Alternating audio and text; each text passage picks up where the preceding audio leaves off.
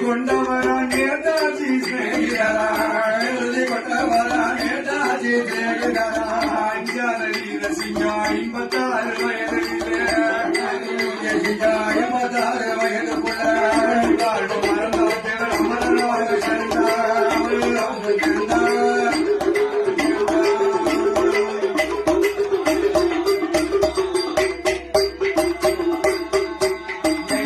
ஒன்றுபட்ட வெள்ளையன ஒழித்து கட்ட வேண்டும் என்று ஒன்றுபட்ட வெள்ளையன ஒழித்து கட்ட வேணும் என்று